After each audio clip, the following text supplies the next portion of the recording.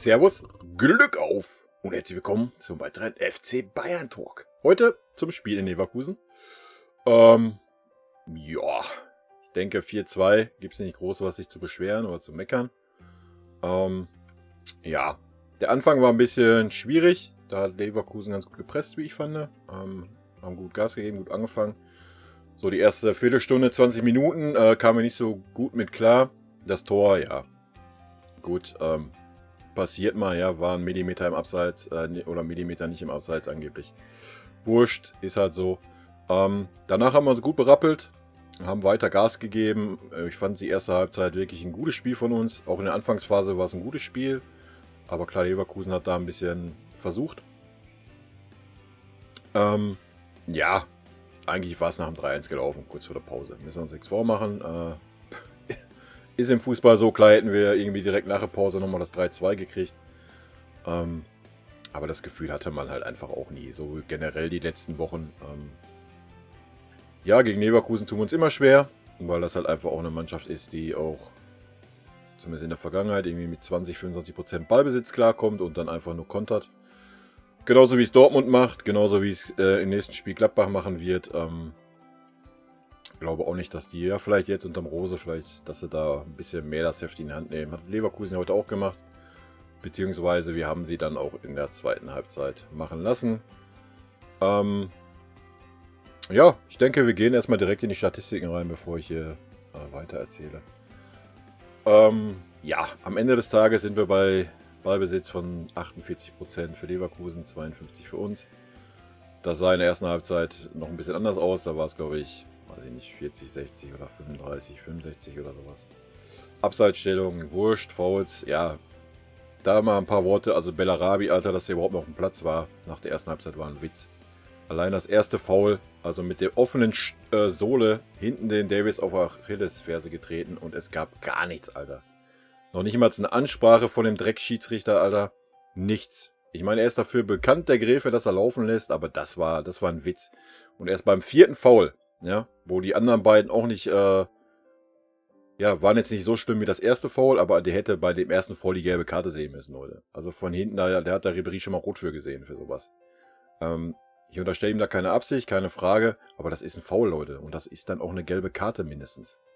Und erst nach dem vierten Foul hat er ihnen dann mal die gelbe Karte gezeigt, obwohl die anderen Fouls auch nicht irgendwie so Larifari waren. Also das war ein Witz, ganz ehrlich, dass der überhaupt auf dem Platz stand noch, war für mich ein Witz. Ja, na klar ist das eine Möglichkeit. Härte gegen uns, logisch. Aber wie gesagt, da muss ein Schiri eingreifen und der Davis hat 2 oder 3 Mal auf die Socken gekriegt. Das war ein absoluter Witz.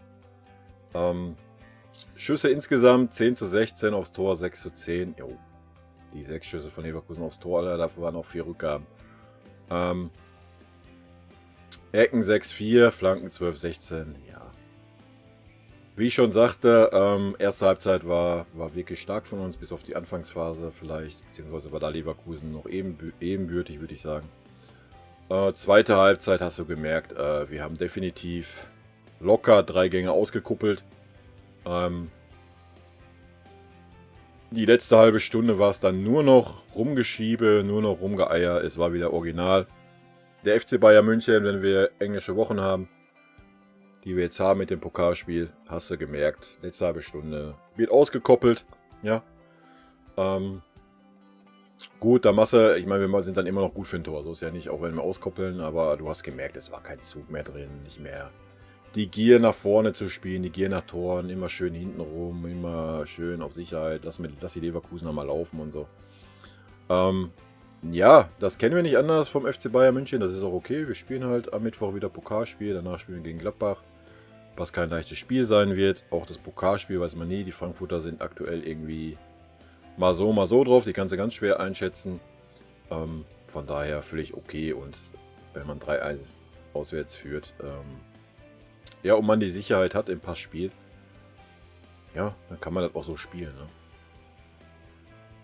Gut, gucken wir uns mal die Statistiken ein bisschen an. Schüsse insgesamt. Levi 4, Coman 3, Gnabry 3.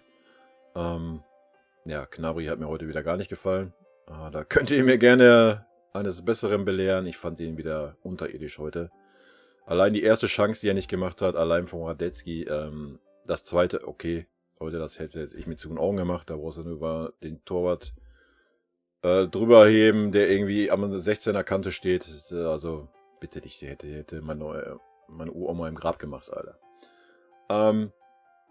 Danach das dritte Ding, was er noch hatte, muss er auch besser machen. Er muss auf jeden Fall aufs Tor gehen, Alter. Aus 6 Metern oder was. Ja, war ein bisschen noch abgesprungen, ein bisschen Dropkick-mäßig. Trotzdem muss das Ding aufs Tor gehen. Ansonsten, ja, hat mir im Gegensatz zu Coman, ich vergleiche das halt immer so ein bisschen mit den Flügeln beiden, war der Gnabry gar nichts, Leute. War für mich so der einzige heute, der wirklich abgefallen ist. Am Anfang war der Müller noch ein bisschen schwergängig, ist ein bisschen schwer reingekommen, aber er wurde dann immer besser. Ansonsten hätte ich den Müller auch noch auf dem Zettel gehabt, so habe ich nur den Gnabry auf dem Zettel. Der Pavard war für seine Verhältnisse schwach heute. Hat wenig nach vorne gemacht, war hinten gebunden auch ein bisschen. Ich denke mal, das wird auch so eine Anweisung gewesen sein da gegen den Bailey, die schnelle Seite, dass er da nicht so weit nach vorne prescht, gehe ich von aus. Defensiv, ja, war eine ordentliche Leistung, war jetzt nichts. Für seine Verhältnisse war es jetzt keine gute Leistung, sag ich mal. Aber wie gesagt, da denke ich, dass es taktische Vorgabe war. Torschussvorlagen. Müller 3, Coman 3, Kimmich 3. Coman habe ich sehr stark gesehen. Hat mich ein bisschen enttäuscht, dass er ausgewechselt wurde. Ich hätte definitiv einen Gnabry rausgenommen. Vielleicht, weil der Coman ja nachher außer Verletzung kommt, dass man ihn noch ein bisschen schont. Kann ich dann nachvollziehen. Müller, wie gesagt, hat sich dann gefangen. Hat aber auch immer wieder Klopper drin gehabt zwischendrin heute. Also, es war wieder legendärer Müller heute. Kimmich, Leute, das Wichtigste zuerst. Der Pornobalken ist weg. Ich weiß nicht, ob der Kimmich hier sich das Video anguckt, Alter. Wahrscheinlich. Ne? Natürlich. Guckt er sich das an bei 20 Aufrufen. Dass er seinen Pornobalken abrasieren soll. Ja, auf jeden Fall sieht er jetzt wieder aus wie ein Mensch, Alter. Leistung war stark. Also er harmoniert mit dem Goretzka sehr gut. Auch mit hinten, mit dem Alaba und Boateng. Das klappt ganz gut da mit dem Wechsel. Fand ihn jetzt nicht so stark wie davor. Dafür war der Goretzka heute überragend für mich. Also Goretzka war für mich, auch wenn er hier in keiner Statistik auftaucht, komischerweise. Goretzka war für mich heute überragend. Der war vorne, war hinten, hat geackert, hat viel versucht, hat auch gut gepresst, er hat auch das Tor vorbereitet. War für mich heute der beste Bayern-Spieler auf dem Platz. Ansonsten Davis, ja, gewohnt schon fast. Sau stark, wie man sieht, auch hier gewonnene Zweikämpfe, 13 beim Davis, 8 beim Levi, 7 beim Kimmich. Levi hat auch viel geackert, hat sich viel aufgerieben, war aber bis zum Tor recht wirkungslos, muss man fairerweise sagen. Hat halt viel geackert, sich viel fallen lassen und sowas. Hat die 5. Gelbe gekriegt, wegen Meckerns. Genauso wie der Müller die 5. Gelbe gekriegt hat, weil er einmal kurz den Fuß reingehalten hat. Da zieht der Gräfe dann gleich gelb. Bei Meckern, keine Ahnung, habe ich nicht mitgekriegt, weiß ich nicht, was er da gesagt haben soll. Bei Müller jetzt einmal kurz den Fuß da reingestellt, Alter. Ja, so lässt er den Bellarabi da dreimal laufen, der von hinten in die Knochen tritt, Alter. Und da zieht er gleich eine gelbe. Da hätte es halt auch mal eine Ermahnung getan, ne? Das war lächerlich. Vor allen Dingen war es hinten am 16er bei Leverkusen. Es war jetzt nicht so, dass die Leverkusener jetzt irgendwie, weil sie schnell spielen wollten, eine Torchance gehabt hätten. Also, bitte euch, Alter, lächerlich. Sind beide gesperrt gegen Gladbach. Müller wird schon ein bisschen wehtun. Levi, ja, mein Gott. Klar, Levi ist immer ein Torgarant, aber mein Gott, dann kommen jetzt mal andere rein, ist doch okay. Wir haben heute gewonnen, wir brauchen nur noch 2 Siege aus den letzten Spielen, selbst wenn es dann in Gladbach irgendwie nicht reichen sollte. Wovon ich erstmal nicht ausgehe, weil wir echt gefestigt sind. Aber dann ist es halt auch so. Ansonsten Ballkontakte, Alaba 93, Davis 89, Boateng 88. Ja, wie gesagt, Davis ist... keine Ahnung, Alter. Was der für eine Entwicklung gemacht hat unter Flick ist einfach phänomenal. Ja, das beschreibt es eigentlich am besten, ne? Gefoult worden, ja, ist jetzt nicht so wichtig. Ja, das sind die Werte. Ja, wie ich schon sagte, zweite Halbzeit war dann einfach Schongang angesagt. Was auch okay ist. Wie gesagt, Mittwoch ist Spiel gegen Frankfurt und das wird schwer genug werden. Was heißt schwer? Es kommt darauf an, wie die Frankfurter drauf sind halt. Ich sage ja, in letzter Zeit sind die mal so, mal so. Wir können ja auch mal kurz auf den Spieltag gucken.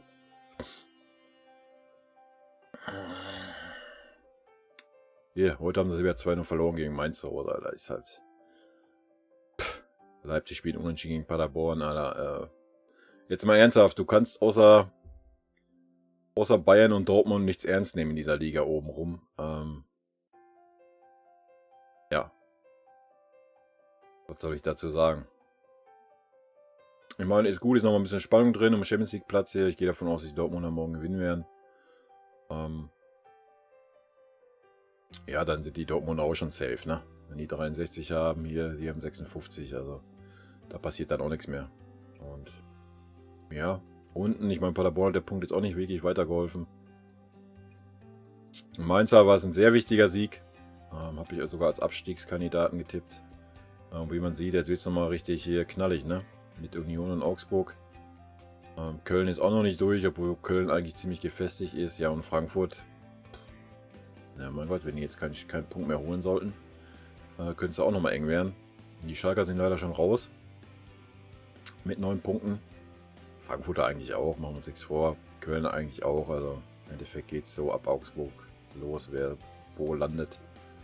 Muss man mal abwarten. Wird noch ein bisschen spannende Geschichte. Ansonsten, ja, ich meine, ich kann ein paar Noten verteilen, aber da gibt es heute nichts Wildes. Neuer würde ich sagen, Note 3 war jetzt nicht überragend, hat aber auch nichts zu tun gehabt. Die beiden Tore konnte, ja, das erste hat er sich ein bisschen vernatzen lassen. In die Torwart-Ecke, das zweite war einfach ein schönes Tor von dem Jungen. Gut gemacht, obwohl man da auch sagen muss, der Hernandez war da auch wieder so meh.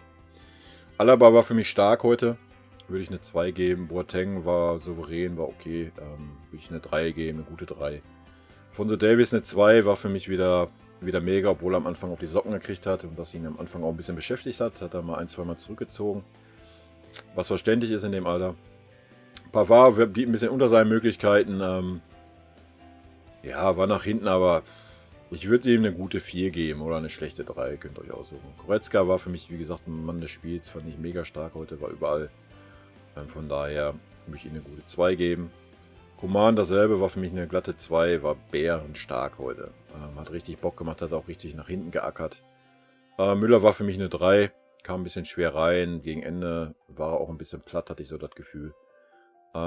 Kimmich für mich eine 2, ja, war okay. Gnabry für mich, ja, ey, ohne Scheiß. Eigentlich eine 5, ne? Eigentlich eine 5 in meinen Augen, aber er hat ein Tor gemacht, ich gebe ihm, sagen wir mal eine 4, Alter. Weiß ich nicht. Weiß nicht, was mit dem los ist. Also wir brauchen auf jeden Fall auf der Außenbahn irgendwas, was Gas gibt, Alter. So wie der Coman, der auch Gas nach hinten macht, das macht der Gnabry einfach nicht. Aber das geht mir auf den Sack, wenn ich ihn da traben sehe. Vorher zieht er einen Sprint an für 10 Meter und dann stelle ich mich einmal kurz im Raum und dann, ja, jetzt bleibe ich stehen, habe ich mein Zeug getan. Alter, könnte ich abdrehen bei. Das ist echt der Einzige, der dagegen schießt, irgendwie. Was so die Defensivarbeit angeht. Geht mir richtig auf den Sack. Perisic war auch schlecht, Leute. Er hat auch nicht gebrannt, wo er reinkam. Das war auch so Larifari, Alter. Also die Leistungen in den letzten Wochen, die er gezeigt hat, ich hoffe, wir verpflichten ihn nicht. Das lohnt sich nicht, Alter. Schon gar nicht für 20 Meter. Ich meine, wahrscheinlich würde Inter sogar für 10 den nachher geben. Aber selbst die 10 Meter sind zu viel, Alter. Kauf irgendein junges Talent, irgendeinen jungen Jaus, der willig ist, der Bock hat. Perisic war mir heute nicht so aus, als wenn er irgendwie groß Bock hätte. Thiago war super. War super direkt drin, direkt Gas gegeben, direkt hier Dribbling da, Körpertäuschung, Pässe. Sehr gut gefallen. Freue mich, dass er wieder auf dem Weg ist, fit zu werden. Und ja, es wäre mal ganz interessant dann zu sehen, vielleicht sehen wir es in Gladbach, mit dem Goretzka, Thiago und dem Kimmich. Mittig, Müller ist gesperrt, könnte der Goretzka halt nach vorne gehen oder der Thiago nach vorne. Und die 3 da schön ruschieren, könnte ich mir schon gut vorstellen. Schauen wir mal. Xavi habe ich heute gesehen. Xavi, Alter. Der sympathischste Spieler im Kader für mich. Ist der Spieler, den ich am meisten mag. Wird uns wahrscheinlich nach der Saison leider verlassen. Super sympathischer Mensch einfach. Und ein riesen Fußballer. Auch Fußballer noch der alten Schule. Kämpfer, Übersicht, alles. Also für mich hat der einfach alles. Leider kein Platz mehr bei uns in der 11. Finde ich ein bisschen schade. Ja, Lucas Hernandez ist 5 Minuten da. Also gut, es waren 10 und 4 Minuten Nachspielzeit. ganz schweren Stand. Beim Gegentor sah er echt nicht gut aus. Hat er sich schon vernatzen lassen von dem 17-jährigen Jaus da. Also, ja, aber mein Gott, wenn du 5 Minuten vor Schluss reinkommst und irgendwo schon abgeschaltet hast, dann ist das vielleicht auch einfach mal so. So, das sind die Noten, die ich habe. Ansonsten habe ich nichts zu sagen, Leute. Ich bin zufrieden. Es läuft, es läuft, es läuft. Wir haben bisher jedes Spiel dominiert, was ich gesehen habe. Das erste Spiel war noch ein bisschen Larifari, aber auch heute hast du niemals den Eindruck gehabt, die Angst gehabt, da könnte nochmal irgendwas anbrennen. Ich denke schon, so die Sache, so ohne Zuschauer spielt uns als dominante Mannschaft auswärts schon richtig in die Karten, Alter. Also ich glaube, so mit Fans, wenn dann so ein 2-4 fällt oder so, dann kommt halt nochmal ein bisschen Schub. Das fällt halt aktuell komplett weg, ne? Das muss man fairerweise so sagen. Von daher, ja, ist es wie es ist. Wir müssen alle damit leben, wir nehmen es mit und ja, rot-weiße Grüße gehen raus, Leute. Wir hören uns am Mittwoch oder Donnerstag nach dem Pokalspiel. In diesem Sinne, schönes Restwochenende, gute Woche und haut rein, bleibt gesund. Ciao.